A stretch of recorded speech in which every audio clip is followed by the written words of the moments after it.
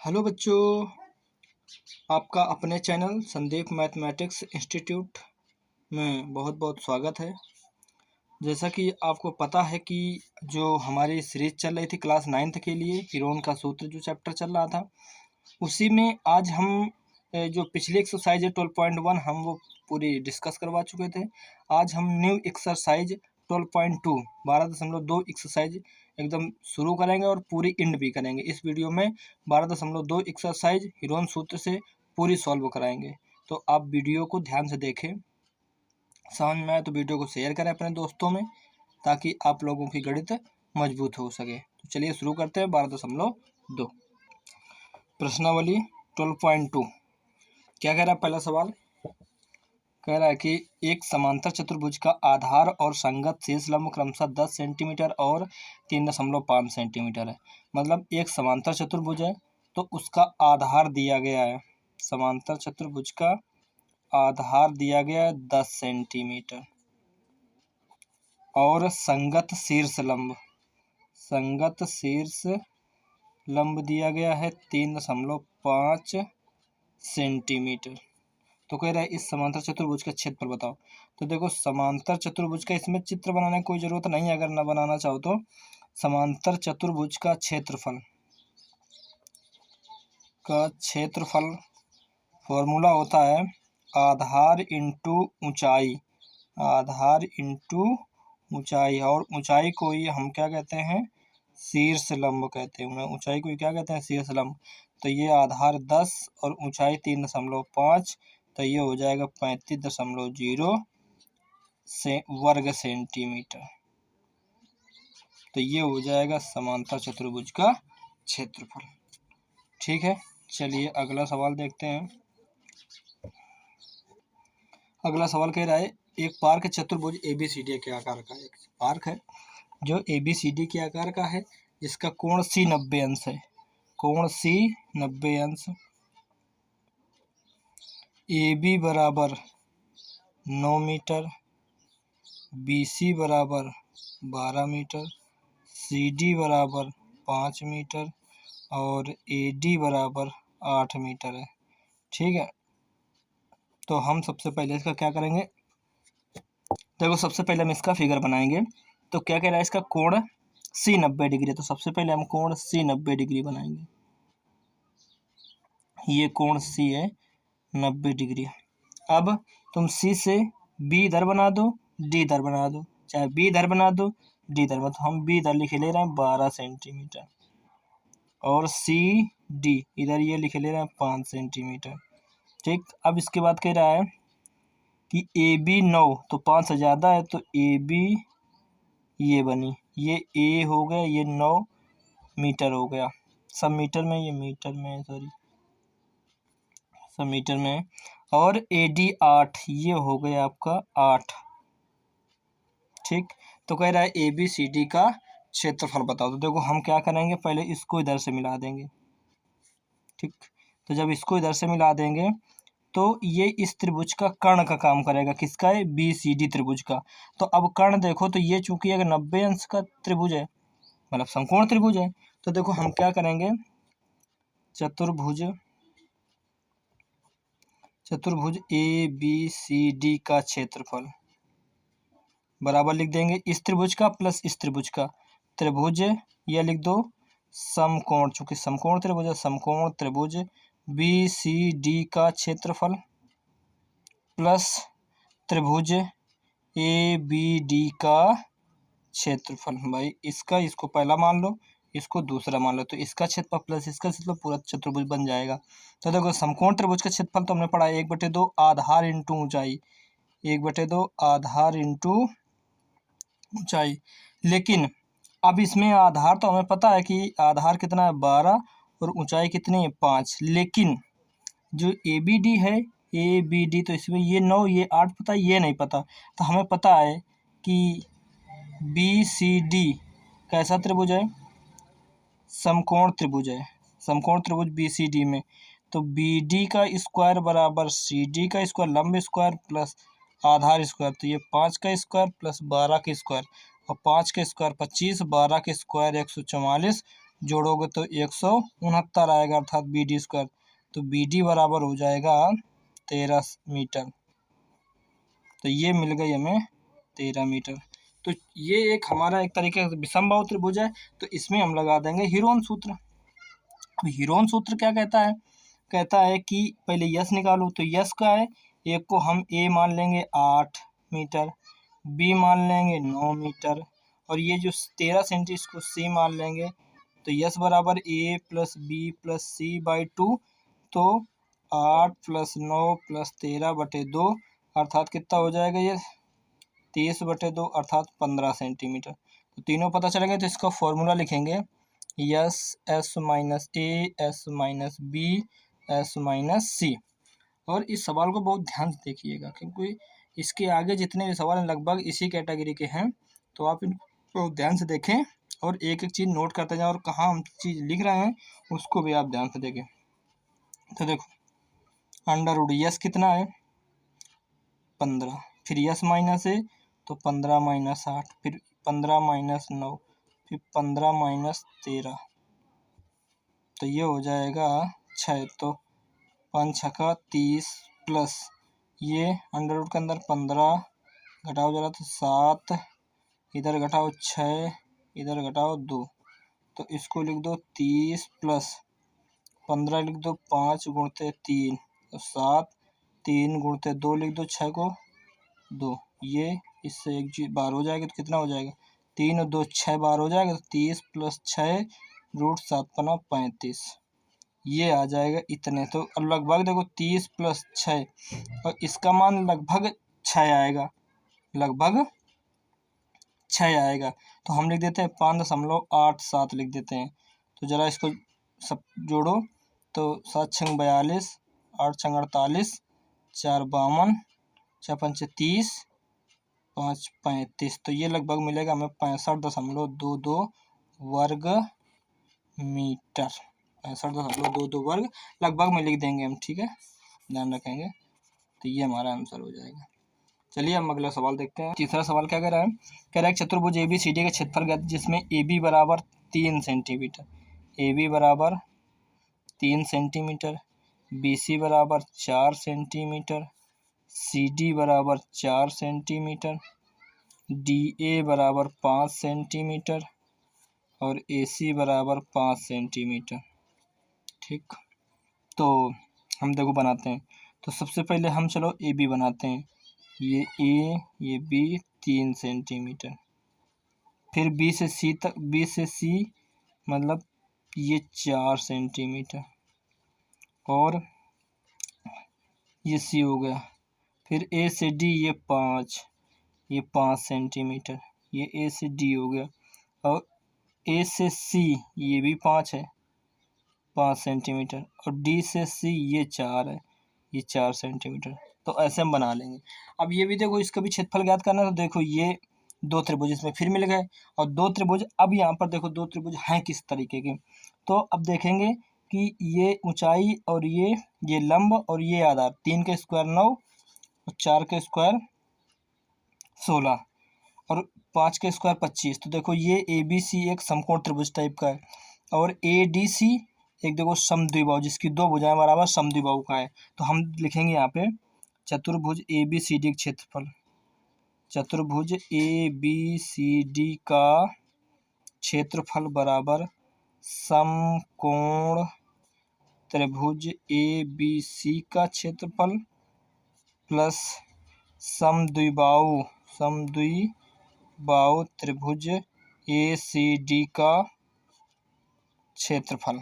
ठीक, अब समकोण त्रिभुज का क्षेत्रफल 1/2 आधार इंटू ऊंचाई, तो आधार 3 ऊंचाई 4 प्लस समद्विबाहु त्रिभुज के क्षेत्रफल। तो समद्विबाहु में देखो ये AC बराबर AD बराबर 5 सेंटीमीटर, दोनों सेम है। तो सेम वाले को हम A मानते हैं, और CD बराबर 4 सेंटीमीटर, तो इसको हम असमान वाले को B मानते हैं। तो इसका फॉर्मूला होता है B/4 under root 4A² minus B²। तो ये हो जाएगा, देखो काट दो इसको, 6 + B 4/4 अंडर रूट 4, A का मान है 5 का स्क्वायर माइनस 4 का स्क्वायर। तो देखो 4 से 4 कट गया, तो कितना बचा 6 प्लस ये 5 का स्क्वायर 25 चौको 100 और 100 माइनस 16 तो ये हो जाएगा 84। बस इतना लिख दो, इतने वर्ग सेंटीमीटर। तो ये हमारा आ जाएगा चतुर्भुज का क्षेत्रफल। ठीक है, चलिए अगला सवाल। ठीक है, तो ये जो ऊंचाई है ये पी क्यू, तो हम पी क्यू को यहाँ से मिला देते हैं। ठीक है, ये वाली, तो ये देखो जब ये मिला देंगे तो ये 7 है। क्यों? क्योंकि ये 7 है तो पूरी 12 है, तो ये 5 हो जाएगी। जब ये 5 हो जाएगी तो पाइथागोरस प्रमेय से ये कितनी हो जाएगी? 12। तो ऊंचाई मिल गई 12। तो समलंब चतुर्भुज का क्षेत्रफल होता है, समलंब चतुर्भुज पी क्यू आर एस का क्षेत्रफल बराबर 1/2 समांतर भुजाओं का योग। 1/2 समांतर भुजाओं का योग इंटू ऊंचाई, इंटू ऊंचाई। अब देखो 1/2 समांतर भुजाएं कौन सी हैं? ये P S plus P R Q R, P S plus Q R into ऊंचाई कितनी है? P Q. तो 1/2 पी एस है 12, क्यू आर 7, ऊंचाई भी देखो 12 है, 2 से काट दो 6 हो जाएगा, 12 7 19, तो 19 छका 114 वर्ग मीटर। कितना वर्ग मीटर? वो 114 होता है यार। ठीक, ध्यान रखना। तो अगला सवाल चलता है, देखो 5वां नंबर। हमें अब देखो अगला सवाल क्या कर रहा है, यदि एक समचतुर्भुज की भुजा 10 सेंटीमीटर और विकर्ण, तो समचतुर्भुज की जो भुजा है वो 10 सेंटीमीटर है और इसका एक विकर्ण कितना दिया गया है? 16 सेंटीमीटर। तो कह रहा है समचतुर्भुज का क्षेत्रफल ज्ञात कीजिए। तो देखो आप अगर हमें गणित मजबूत करनी है, मैथ, तो हमें क्या करना है, सबसे पहले जितनी भी आकृतियां हैं उनके बारे में पता होना चाहिए कि समचतुर्भुज क्या होता है,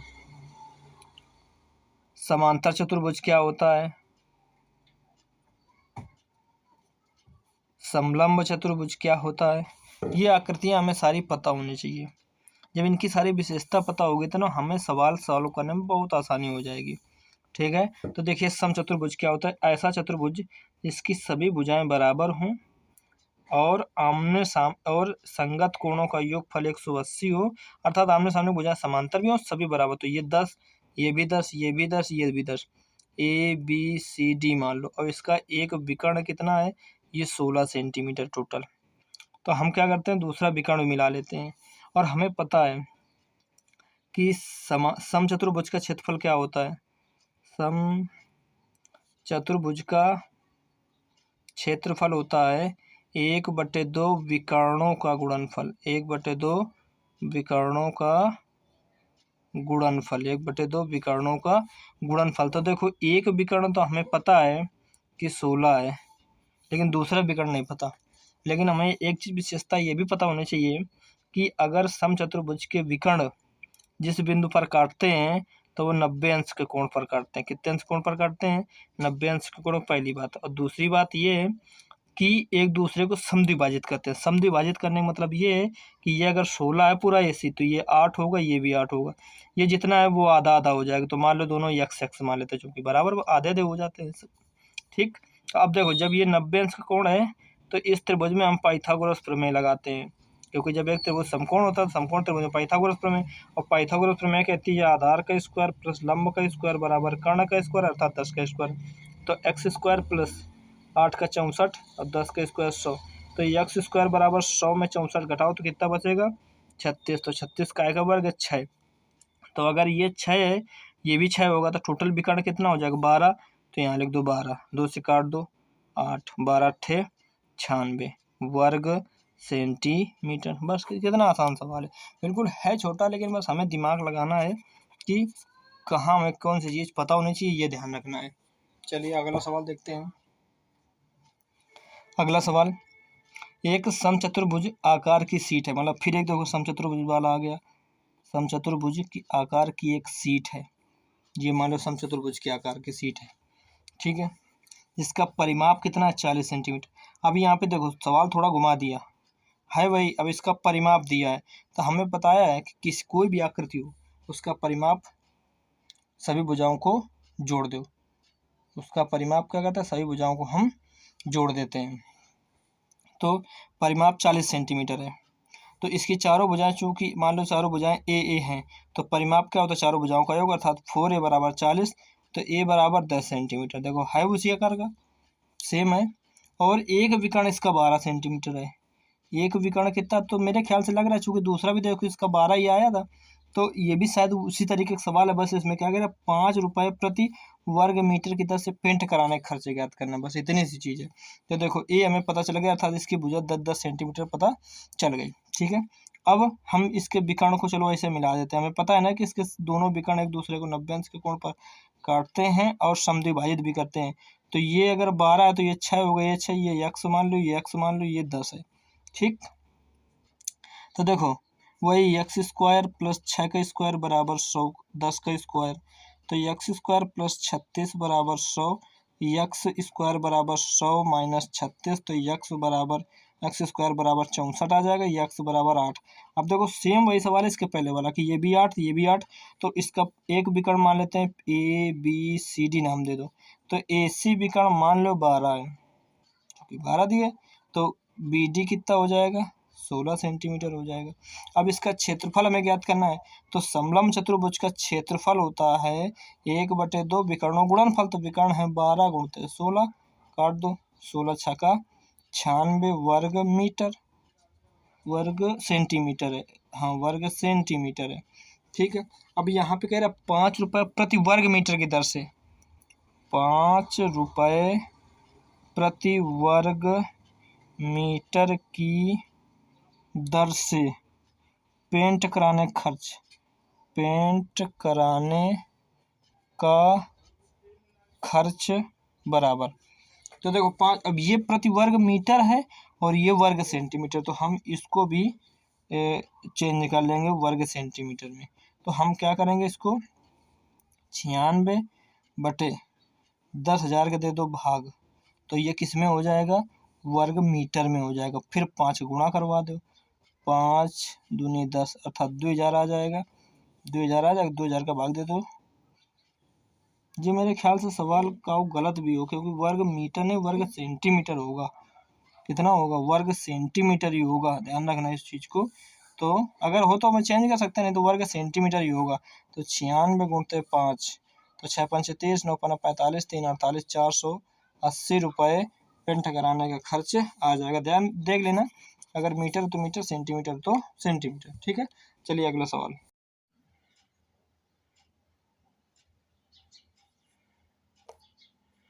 तो अगला सवाल क्या कह रहा है, एक समचतुर्भुजाकार घास के खेत में 18 गायों के चरने के लिए घास है।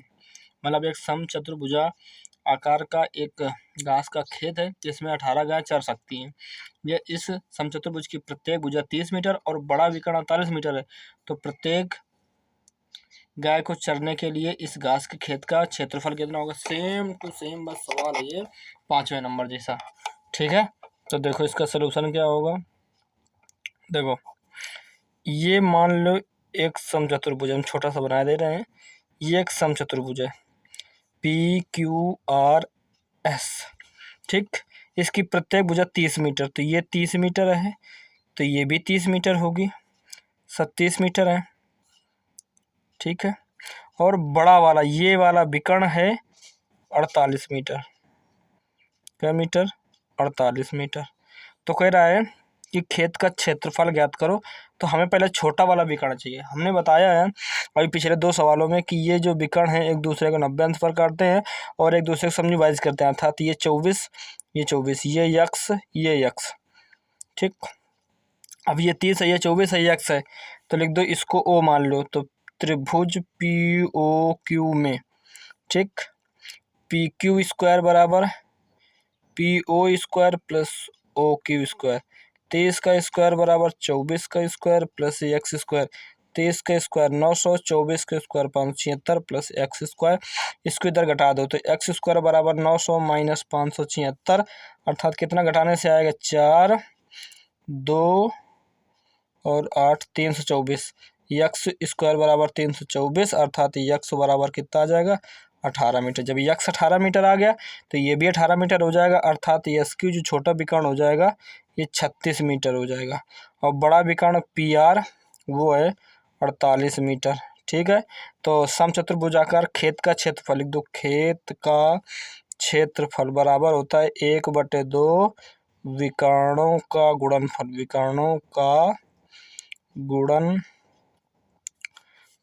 तो देखो 1/2, विकर्ण पहला कितना है 36, और से दूसरा कितना है 48, 2 से काट दो, ये बचेगा 18, 18 अट्ठे 144, 18 चौको 72 और 14 86, इतने वर्ग मीटर, मतलब पूरे खेत के क्षेत्रफल इतने वर्ग मीटर है। और जबकि इस पूरे वर्ग में कितनी गाय चरती हैं 18 गाय चरती हैं, तो एक गाय को चरने के लिए, एक गाय को चरने के लिए खेत का क्षेत्रफल, खेत का क्षेत्रफल, तो पूरी गाय के लिए 86 4/18, तो 18 छंग 100, 18 तक 54, 18 चौको 72, कितना बचा, और 18 अट्ठे 144, तो 48 वर्ग मीटर खेत का क्षेत्रफल आएगा, जिसमें एक गाय चर सकेगी। बहुत अच्छा सवाल है ये। जो चौथा पांचवा छठवां सातवां सवाल है, सेम टू सेम, बिल्कुल एक जैसे हैं बिल्कुल। चलिए अगला सवाल। अगला सवाल कह रहा है कि एक खेत समलंब के आकार का है। अब समलंब में बताया था कि जिसकी दो भुजाएं समांतर और जिसकी दो भुजाएं समांतर ना हो, दो भुजाएं समांतर हो तो ये दो भुजाएं हम समांतर मान लेते हैं। ठीक, अब ये बड़ी भुजा है तो इसको 25 मीटर, ये छोटी भुजा है ये 10 मीटर। ठीक, दो समांतर भुजाएं, इनको ऐसे मिला दो, और इसकी असमांतर भुजाएं, तो ये 13 मीटर मान लो और ये 14 मीटर मान लो, चाहे इसको 14 मान लो इसको 13 मान लो, कोई दिक्कत नहीं। ये दो समांतर भुजाएं हैं, दो समांतर भुजाएं, तो नाम देते हैं एक्स वाई जेड, मान लो पी रख लो। ठीक है, ये हमारा समलंब का है, समलंब के आकार का खेत है। अब इसमें दो समांतर भुजाएं, दो समांतर नहीं है, तो हम क्या करते हैं कि समलंब के क्षेत्रफल का फॉर्मूला पता है कि 1/2 समांतर भुजाओं को 1 गुणते उनके बीच की दूरी, तो हम पहले उनके बीच की दूरी निकाल लेते हैं। देखो ठीक है, तो देखो ये 10 है, तो ये भी 10, तो यहाँ से यहाँ तक ये टोटल कितनी बचेगी 15 बचेगी। अब अगर हम इसको यक्स मान लेते हैं तो ये 15 माइनस एक्स हो जाएगी, अगर इसको यक्स मान लेते हैं तो ये 15 माइनस एक्स हो जाएगी। अब ये दूरी दोनों में बराबर रहेगी, तो एन इसको यम लिख लो, तो पी एन बराबर जेड यम। अब देखो पी एन कैसे निकालेंगे, वही पाइथागोरस प्रमेय से, तो पी एन बराबर हो जाएगा ये स्क्वायर माइनस ये स्क्वायर, अर्थात 14 का स्क्वायर माइनस एक्स स्क्वायर बराबर, इसको निकाल लो तो ये हो जाएगा 13 का स्क्वायर माइनस 15 माइनस एक्स का स्क्वायर। अब देखो 14 का स्क्वायर 196 माइनस एक्स स्क्वायर बराबर 13 का स्क्वायर 169। अब इसका स्क्वायर ओपन कर दो तो 15 का square 225 plus x square minus 30 या ए माइनस बी के होल स्क्वायर से। ठीक है, तो इसको इधर घटा दो आके, तो 196 माइनस एक्स स्क्वायर बराबर 169, माइनस अंदर तो 225 माइनस एक्स स्क्वायर प्लस का 30 एक्स, ये एक्स स्क्वायर से एक्स स्क्वायर कैंसिल, इसको भी उधर ले जाओ, इसको इधर ले जाओ 196, इनको दोनों घटा दो जरा, देखो कितना बचेगा, तो इधर देखो 225 में 169 घटा देते हैं हम, तो 15 में 9 गया 6, 11 में 5 माइनस 56 आएगा, तो प्लस 56 इधर आ जाएगा बराबर 30 एक्स। तो एक्स बराबर कितना हो जाएगा देखो जरा, तो देखो इनको जोड़ो जरा, ये 30 एक्स बराबर 6 6 12 9 5 14 1 15 1 अब 1 2, तो यक्स बराबर 252/30 आ जाएगा। 3 से काट दो जरा, 3 8 24, 3 चौको 12/10, लगभग 8.4 आएगा एक्स का मान। अर्थात जब एक्स का मान 8.4 आएगा तो यहाँ से हम बीच की दूरी पी एन निकाल लेंगे।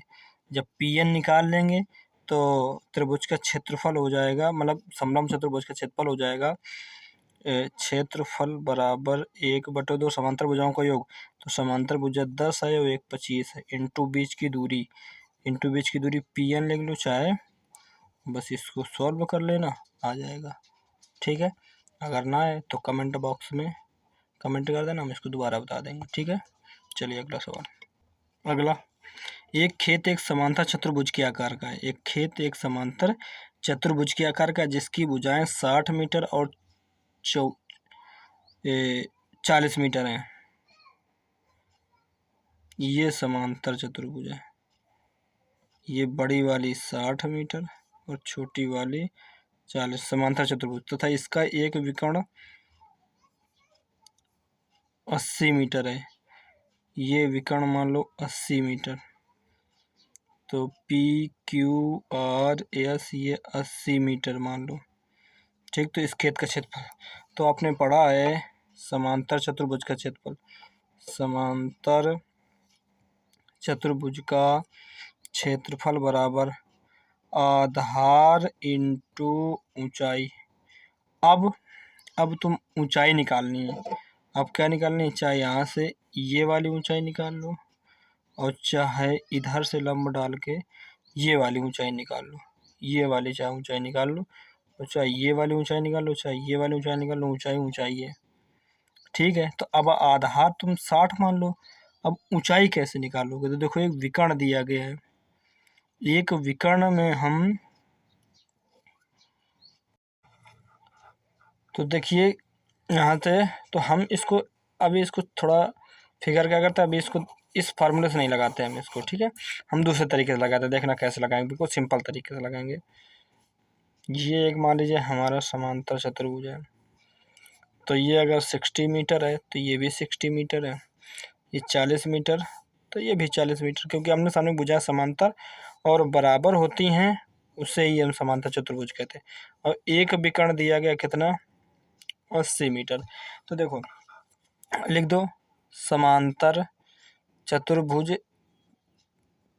पी क्यू आर एस का क्षेत्रफल बराबर, अब देखो इसमें दो त्रिभुज बनना, हम त्रिभुज के तरीके से लगाएंगे, एक त्रिभुजीय एक त्रिभुजीय। इसको फर्स्ट मान लो, इसको सेकेंड मान लो। तो फर्स्ट वाला त्रिभुज अर्थात त्रिभुज पी क्यू आर का क्षेत्रफल प्लस त्रिभुज पी आर एस का क्षेत्रफल। जबकि तुम्हें पता है कि आमने सामने भुजाएं बराबर, जो इसकी भुजाएं वही इसकी भुजाएं हैं, तो दोनों त्रिभुजों का क्षेत्रफल सेम आएगा। जब सेम आएगा तो हम कर देंगे त्रिभुज, एक त्रिभुज का किसी का भी निकाल लें और उसका जस्ट डबल कर दें। तो हम सोच रहे हैं कि पी क्यू आर का निकाल लें और इसको डबल कर दें। पी क्यू आर में क्या है, इसको ए, इसको बी, इसको सी मान लो, तो यस निकालेंगे तो A plus B plus C by 2, तो ए है 60 प्लस 40 प्लस 80 बाई 2, तो देखो 40 100 180 180 90 आ जाएगा। तब यहाँ पे रख दो 2 under root S, S minus A, S minus B, S minus C. तो देखो 2 अंडर रूड एस कितना 90, फिर 90 माइनस 60, 90 माइनस 40, फिर 90 माइनस 80, तो ये हो जाएगा 2 90 30 50 और ये 10 आ जाएगा। अब सुनो 2, इसको लिख दो 2 3 गुणते 30, 30 3 90 और ये 30 लिखा है, और इस 50 को लिख दो 5 गुणते 10 गुणते 10।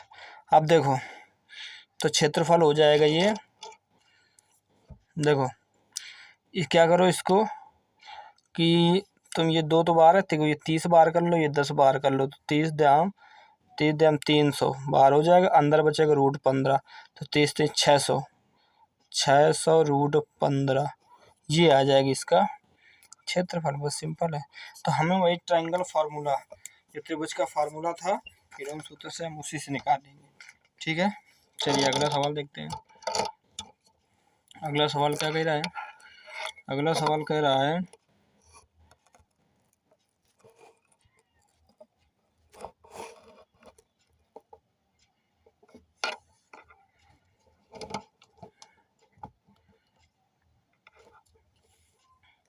देखो अगला क्या कह रहा है, एक त्रिभुज और एक समांतर चतुर्भुज का आधार एक ही है। मतलब एक समांतर चतुर्भुज और एक त्रिभुज एक ही आधार पर बने हैं और क्षेत्रफल भी एक है, उनका क्षेत्रफल भी एक है। देखो जैसे हम क्या करते हैं कि एक ये समांतर चतुर्भुज बना देते हैं, ठीक है, और इसी A P Q R S जो समांतर चतुर्भुज बनाए, इसी आधार पर हम एक त्रिभुज बना देते हैं। तो ये इसकी भुजाएं मान लेते हैं। कह रहे हैं त्रिभुज की भुजाएं 26, 28, 30, तो हमने 26, 28, 30 ऐसे मान ली। समांतर चतुर्भुज का आधार 28 है, तो आधार इसका 28 है, तो हम इसको 28 मान लेंगे। इसको तुम 26 कर लो, इसको 30 कर लो, ठीक है। तो कह रहा है संगत ऊंचाई ज्ञात करो, अर्थात समांतर चतुर्भुज की संगत ऊंचाई हमें ज्ञात करनी है। तो हमें पड़ा है चूंकि दोनों क्षेत्रफल बराबर है, तो लिख दो त्रिभुज का क्षेत्रफल बराबर समांतर चतुर्भुज का क्षेत्रफल, समांतर चतुर्भुज का क्षेत्रफल, दोनों क्षेत्रफल बराबर। अब त्रिभुज का क्षेत्रफल तो उसी हीरोन सूत्र से S S minus A S minus B S minus C, और समांतर चतुर्भुज का क्षेत्रफल आधार इंटू ऊंचाई, आधार इंटू ऊंचाई, ठीक है। अब एक भुजा मान लो 28, चूंकि आधार है इसी को हम आधार लिख लेते हैं, ध्यान रखेंगे। और बी 30 लिख लो और सी 26 लिख दो। सबसे पहले एस निकाल लो, A plus B plus C by 2। A है 28, बी है 30, सी है 26/2। जोड़ो जरा कितना हो जाए, 28 28 28, मतलब 8 6 14 और 3 2 5 2 7, अब 1 8/2, अर्थात 4 2 82 सेंटीमीटर आ जाएगा, ठीक है। तो जब 82 एस आ गया तो यहाँ रखो फॉर्मूले में जरा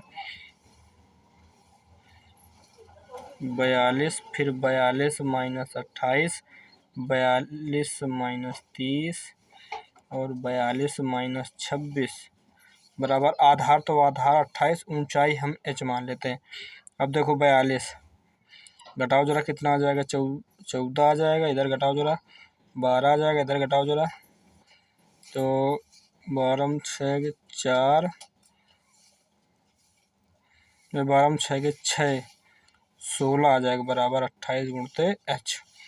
अब देखो 42 को लिख दो 6 7 42 और 14 को लिख दो 7 गुणते 2, और इसको लिख दो 6 गुणते 2 और 16 को लिख दो 4 गुणते 4 बराबर 28 गुणते एच।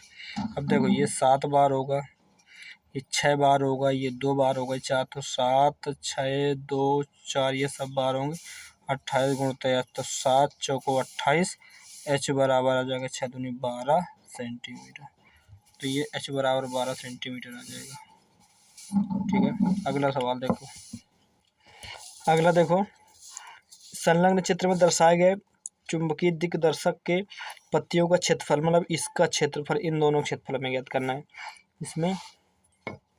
जिसमें ये देखो 5 है तो ये भी 5 सेंटीमीटर होगी, ये भी 5 सेंटीमीटर, ये भी 5 सेंटीमीटर, अर्थात ये एक देखो सम द्विबाहु त्रिभुज है, सम द्विबाहु, और ये इसकी एक है, तो दोनों क्षेत्रफल दोनों निकालना है। तो लिख दो पत्तियों का क्षेत्रफल, लिख दो पत्तियों का क्षेत्रफल बराबर दोगुना कर दो एक का क्षेत्रफल, तो लिख दो 2 गुणित समद्विबाहु त्रिभुज का क्षेत्रफल, समद्विबाहु त्रिभुज का क्षेत्रफल। तो अब समद्विबाहु क्या होता है, तो जो समान भुजा उसको ए से लिखते हैं, दोनों 5 सेंटीमीटर, इनको समान भुजा लिख दो, और जो असमान भुजा है उसको बी बराबर 1 सेंटीमीटर लिख दो, ठीक। ये असमान है, मतलब दो समान है, तो इसका 2 इंटू बी बटे 4 √4 ए स्क्वायर माइनस बी स्क्वायर। तो देखो बी है 1/4, 4 ए है 5 का स्क्वायर माइनस ए स्क्वायर, तो काट दो, तो 1/2, 25 चौको 100 माइनस 1, तो ये हो जाएगा 1/2 99, इतने वर्ग सेंटीमीटर, बस यहीं से छोड़ दो, ठीक। ये इसका क्या हो जाएगा, आंसर हो जाएगा। अगले 3 सवाल और बचे हैं। अब ये दोस्त, ये सब बड़े बड़े सवाल हैं, ध्यान रखना।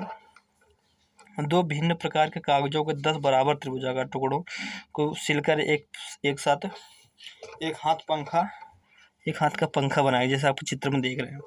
और इसकी प्रत्येक टुकड़े की परिमाण 25 परिमाप मतलब जो है 25 सेंटीमीटर 25 सेंटीमीटर, मतलब ये 1 2 3 4 5 6 7 8 9 10 ये एक तरीके के पंखुड़ी हैं जिनको जोड़कर एक हाथ से चलाने वाला पंखा बनाया गया। तो इसकी भुजा ये बड़ी वाली 25 सेंटीमीटर, ये वाली भी 25 सेंटीमीटर, ये छोटी वाली 14 सेंटीमीटर है। ठीक, दो भुजाएं समान, एक भुजा असमान। अब इस प्रकार की टोटल 10 पंखुड़ियां हैं। तो हाथ पंखे को बनाने में प्रयुक्त प्रत्येक प्रकार के टुकड़े का क्षेत्रफल, प्रत्येक प्रकार के टुकड़े का क्षेत्रफल ज्ञात करो। ठीक है, तो हमें प्रत्येक का क्षेत्रफल ज्ञात करना है। तो देखो, प्रत्येक प्रकार का तो बड़ा सिंपल सा सवाल है, जिसकी दो भुजाएं हैं, ए बराबर 25 सेंटीमीटर, ये दोनों 25-25 है, इनको समान भुजा मान लो। और बी बराबर 14 सेंटीमीटर, ये असमान भुजा मान लो।